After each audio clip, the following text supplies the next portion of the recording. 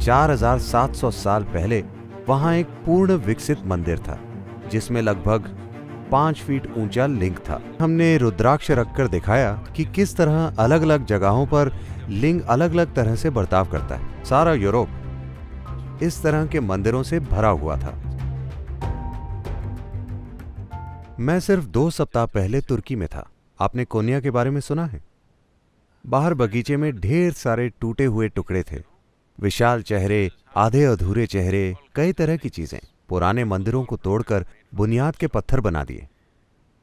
तो हम बस यूं ही चल रहे थे तो बगीचे में मुझे एक लगभग 4.5 फीट या उससे अधिक, करीब 4 फीट 9 इंच का लिंग मिला। पूरी विधि से बनाया गया लिंग, एक अंडाकार पत्थर। मैंने कहा वाह। और जब हमने उसका इतिहास वगैरह खोजा तो पता चला कि ये लगभग 4700 साल पुराना है। 4700 साल पहले वहां एक पूर्ण विकसित मंदिर था जिसमें लगभग 5 फीट ऊंचा लिंग था जिसे पूजा जाता था, और इतने साल पहले उसकी प्राण प्रतिष्ठा की गई थी। अब तक जीवित है। छोटी दरारें थी तो वो थोड़ा बिगड़ चुका था, और मैं बस उन 3-4 लोगों को दिखा रहा था जो मेरे साथ थे कि लिंग पर हर बिंदु अलग है।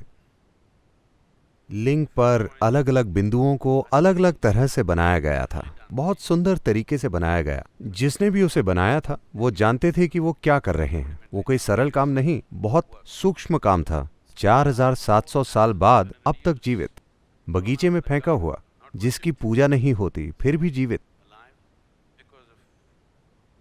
थोड़ी बहुत दरारों के कारण उसमें थोड़ी गड़बड़ी थी, मगर उसकी मौजूदगी बरकरार थी।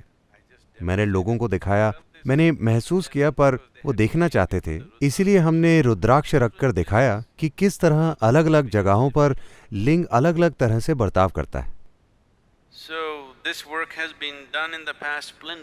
तो अतीत में ये काम खूब किया गया है, मगर जब बहुत ही, आप जानते हैं, जब मेरा रास्ता या कोई रास्ता नहीं वाला रवैया आया, तब इन चीजों को धराशाही कर दिया गया कई तरीकों से।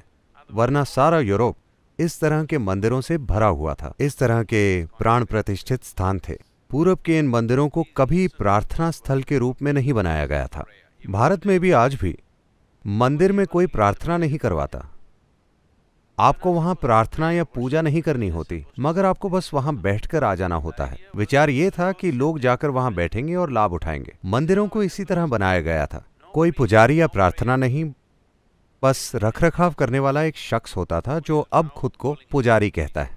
कुछ परिवारों को उस स्थान की पवित्रता कायम रखने के लिए जिम्मेदारी दी जाती थी ताकि वो एक खास तरीके से चलता रहे। आपको बस वहां जाकर थोड़ी देर बैठना और वापस आना होता था। दक्षिण भारत में ये परंपरा अब भी जीवित है।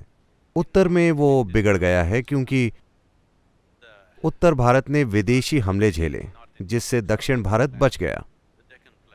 दक्कन का पठार विदेशी हमलावरों से आमतौर पर अछूता रहा, तो आपको बस वहां बैठना होता था।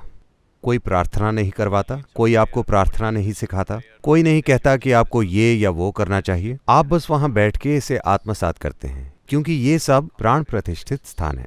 ऐसे कई बनाए गए थे, उन सभी को तोड़ दिया गया। कुछ जो बचे हैं वो आमतौर पर भारत और दूसरे दक्षिण पूर्वी एशियाई देशों में हैं, वरना सारा अरब और यूरोप प्रतिष्ठित स्थानों से भरा हुआ था।